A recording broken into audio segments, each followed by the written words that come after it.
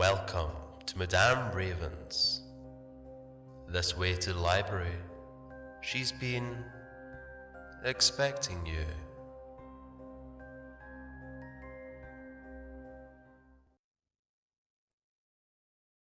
Okay, darlings, are you ready for another wild, all-out, star-studded part? To the Keeper of the Necronomicon, Part 3, by Freddie Gran. Into the deep woods. We travel together into the deep woods for a final confrontation with our worst enemy, Moriarty. We found him, burning a man with pointed ears alive on a cross, crucified like Christ himself. He died screaming in pain, the air filled with the smell from his rotting corpse. A woman was bound to a tree, naked, also with pointy ears and green eyes. She screamed in agony and her eyes filled with tears. I did not know this woman, but it's clear she was the lover of the burned man. Moriarty let out an evil laughter. So they come, Sherlock and his doomed fellowship of Christ. And they brought the necronomicon with them. All according to plan. I was thinking of my dead guardian angel Alex, and all my dead soldier friends from Afghanistan. I would not let this evil man so much as touch the necronomicon. The members of his cult attacked us. They both turned into Mr. Hyde like monsters, big and brutish with gorilla-like strength and yellow, evil-looking eyes. Jens swung the Excalibur in a horizontal motion, splitting one of them in two, till it fell dead into two pieces on the ground. He aimed to strike at the neck of the next one, but his arm was decapitated, seemingly out of nowhere, by an invisible force. I knew it. It must be Wells, the invisible man. I could see Jen's blood spraying from his wound onto the breasts of the invisible attacker. So this one was a girl. Interesting. Girl or boy matters not in war. I filled the invisible woman's entire body with bullet holes. Santa held Jen's wound and the blood stopped spurting out. One-handed, he grabbed Excalibur, but it was a two-handed weapon. One of the followers threw a grenade in our direction, but Lubna set it flying back into the pack of them. With her telekinesis, they exploded into blood and guts with arms and legs flying all over the place. I could see another one grab a dynamite stick. I shot it, and it exploded in his hand, killing him and everyone standing next to him, at least 5 of them. Santa threw her axe into the forehead of the second Mr. Hyde, killing him instantly. Jens swung his magical sword, sending a powerful force at the mastermind, Colin Moriarty, cutting his right arm off. He screamed, hurt, and black goo started to rain out of his wounds. His wounds healed, and he grew a tentacle out of it. Tentacles again! Enough of this hentai crap, I said, as I emptied an entire magazine into him. Black blood spurted from the wounds all over his body. He fell backwards screaming into the fire, and screamed even louder once he started burning. Abdi, transform, Lubna told her son, and he shifted into his demon form. He burned at least 15 men. The lizard men and Sherlock were at the naked girl's side now. Sherlock had a knife in hand, trying to cut the rope so he could free her. The lizard man was biting a man's entire face off. He was keeping Sherlock safe. Thank you. My name is Nineveh, Queen of the Elves. My husband, Elfric, the King of the Elves, was burned by that madman Moriarty. The naked woman told Sherlock. My people are forever grateful for what you have done. If only you could find me some clothes. Nineveh spoke, and then Moriarty rose from the flames.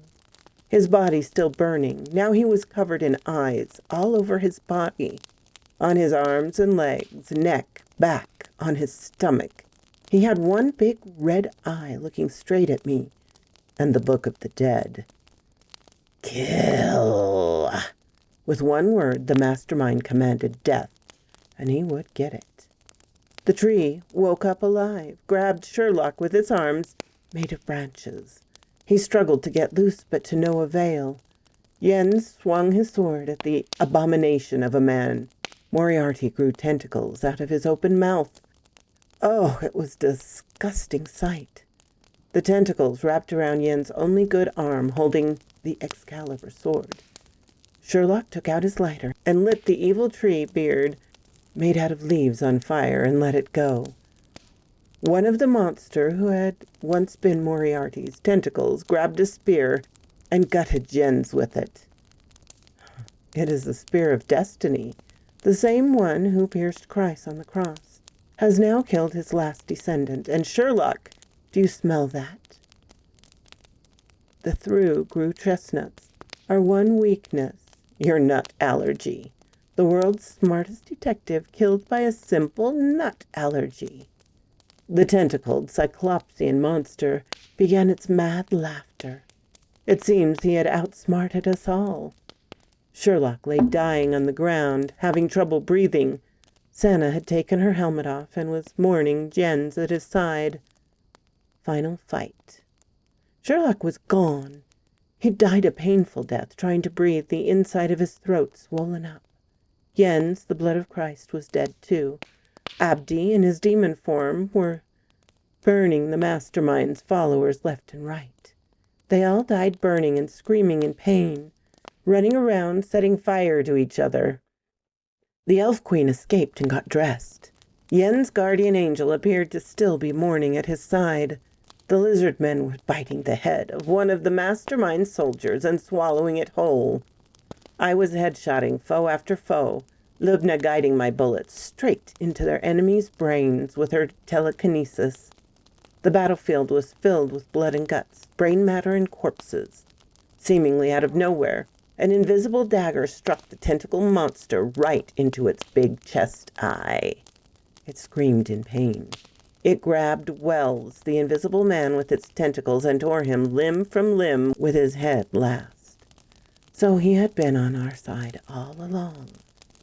This is not even my final form. The monster transformed again. This time it looked like a bubble, with eyes and tentacles all over. Santa had stopped sucking the blood of Christ out of Jens. She smiled with her big, sharp vampire teeth.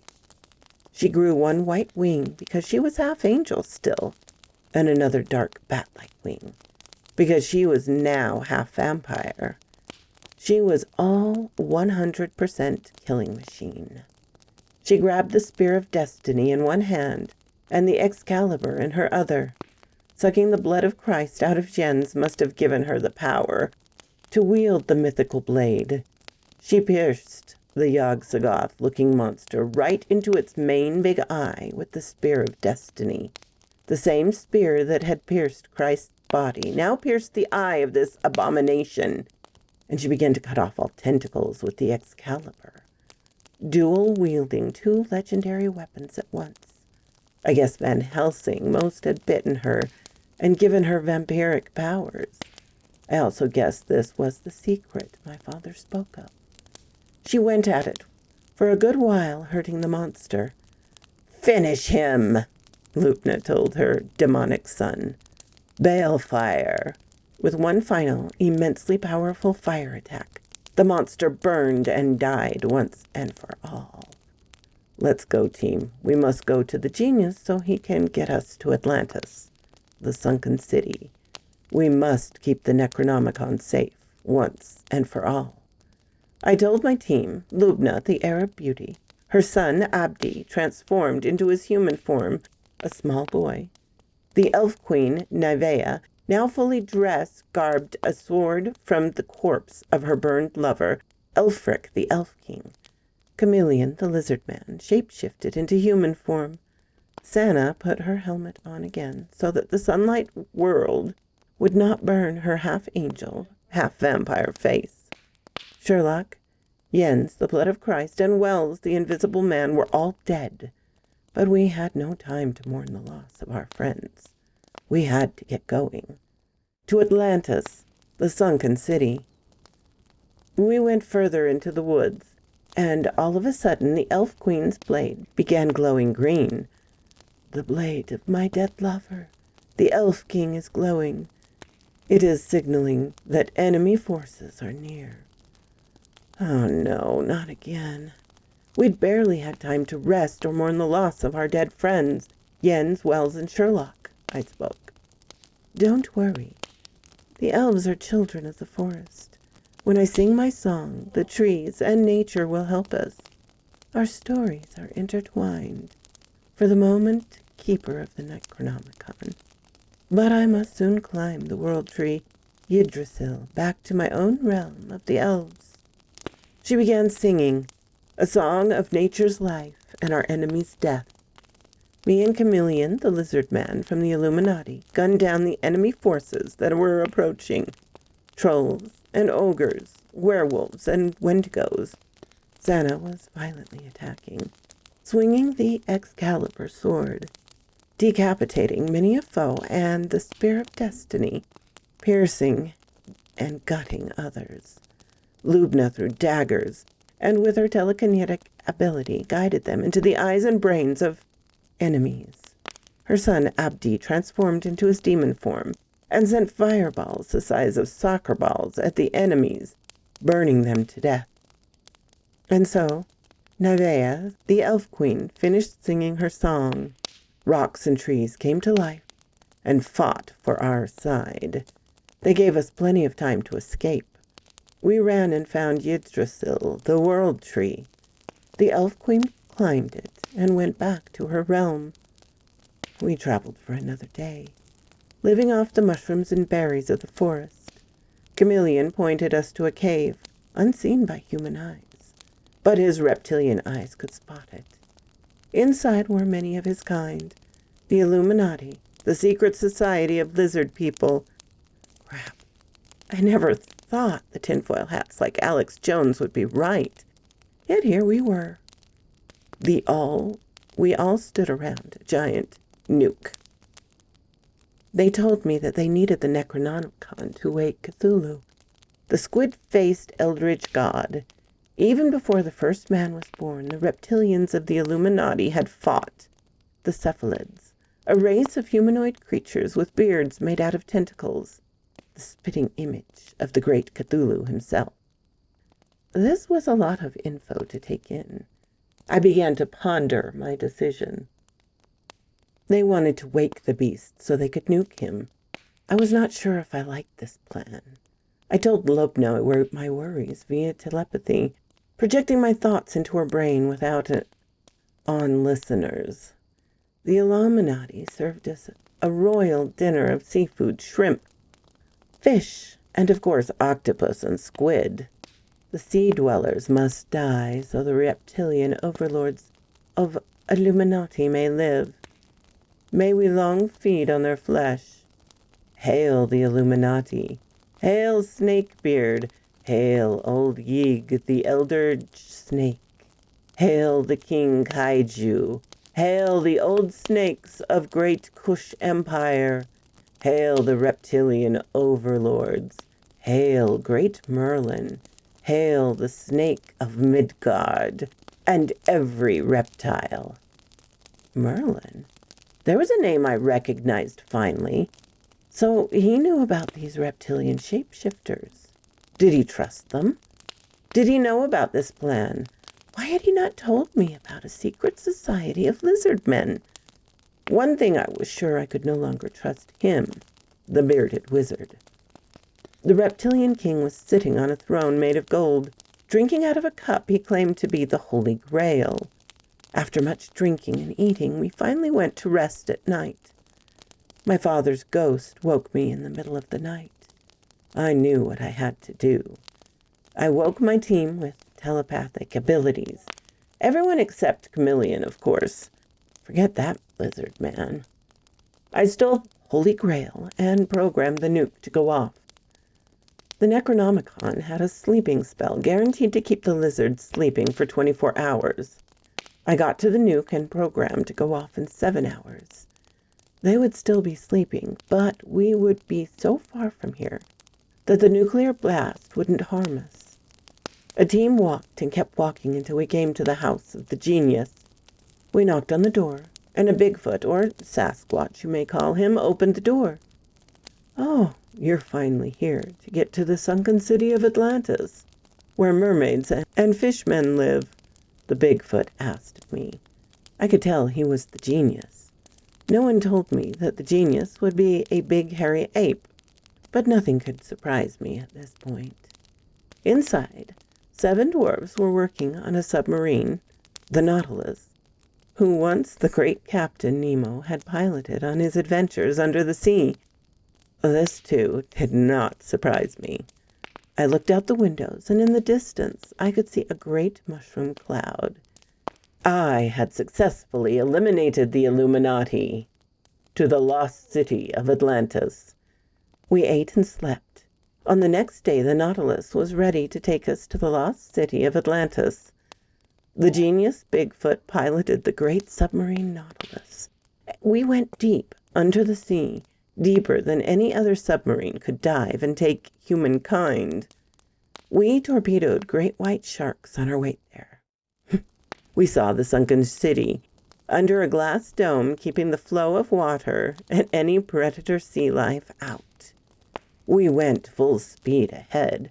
We could see topless mermaids swimming, some with fire-red hair, some with golden hair, some with pitch-black hair, all of them gorgeous-looking like young women in the ages of 18 to 25. Men came to welcome us, to riding on the back of dolphins and giant seahorses. A tentacled arm of a giant kraken, a mythical, enormous octopus of old legends, grabbed our submarine. But the men from Atlantis swiftly cut the tentacles with their swords. The water filled with blood from the kraken's giant cut of limbs. Sharks gathered to eat the cut-off tentacles. We went full speed ahead. Bigfoot, the genius, was a skilled pilot of the submarine. We went under the dome and parked into the lost city of Atlantis. A yellow submarine was parked there. Crab people intermingled with the Atlanteans, a humanoid species with the ability to breathe underwater and communicate with water life like fish, dolphins, and great white sharks. Mermaids were topless and swimming in fountains and pools all over the place. These species had a big need to stay hydrated, I guess. Because we were under the dome, we could breathe in here, in this city. A gorgeous redhead with clams for a bra came to welcome us. She told us her name was Amber, and that she would escort us to Poseidon, the king of Atlantis. Poseidon and the portals. We met the king of Atlantis sitting on the top of a throne made of bone from slayed cephalids, the humanoid squids that worship the great Cthulhu. "Welcome, my friends. You are near the end of your quest." He had a great long beard and white long hair to match, big strong arms like a gorilla, and a flat hairy chest full of abs. He was wearing a golden crown and holding a golden trident. He was shirtless and had pants made of some hard scales from some deep-sea monster I was not familiar with. "I can see you are the blood of Christ." He was looking at Santa with her helmet off. "And you are clearly the keeper of the necronomicon," he said, looking at me. "The blood of the mad Arab, Abdul al-Hazred." "The what now?" I was surprised. But I really should not have been. My father and grandfather were ghosts I could see. Along with him, the mad Arab. So of course he was my ancestor. It all made sense. I'd been fooled by Merlin, that lying, bearded, fat-bellied wizard sucker. "Oh, so you did not know? I guess Merlin never told you." "Be careful with who you trust, human." The king of Atlantis spoke the truth. The ghosts of my father, grandfather, and the mad Arab all appeared in front of me. Somehow I knew I could trust this man called Poseidon, the king of Atlantis. I just knew. Well, I knew I could not trust the lizard men from the Illuminati. I blew them up with their own nuke. The king of Atlantis laughed. Good, good. They told me of their mad plans to nuke Great Cthulhu. I told them it was a foolish quest, and Atlantis would not aid them in that effort. Of course, we wish to be rid of that eldritch abomination, but the sleeper must not wait.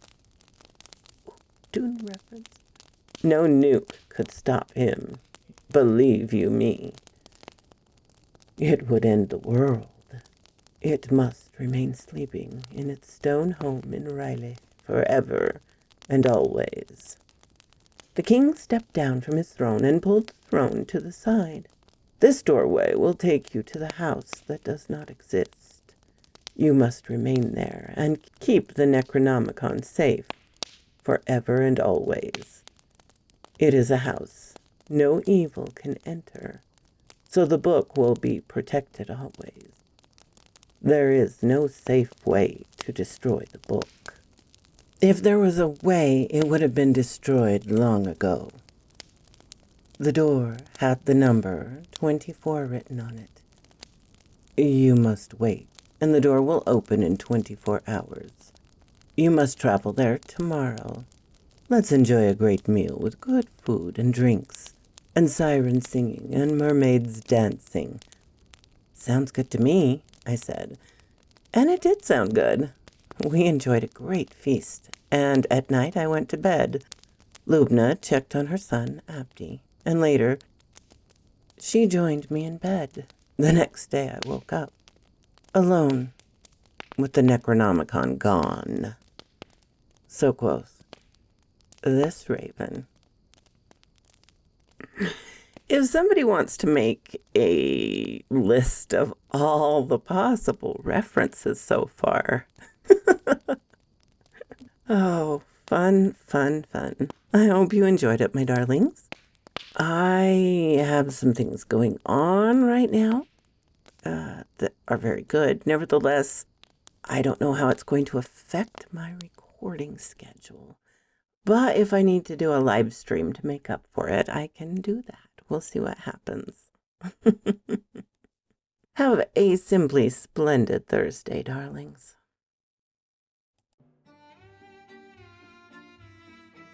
Thank you so kindly for stopping by my chateau, my darlings.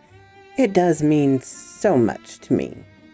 Please, if you have not subscribed, as many of you have not, please do so. Give me a like so I know what you would like to hear. And comment. I always love to read your comments.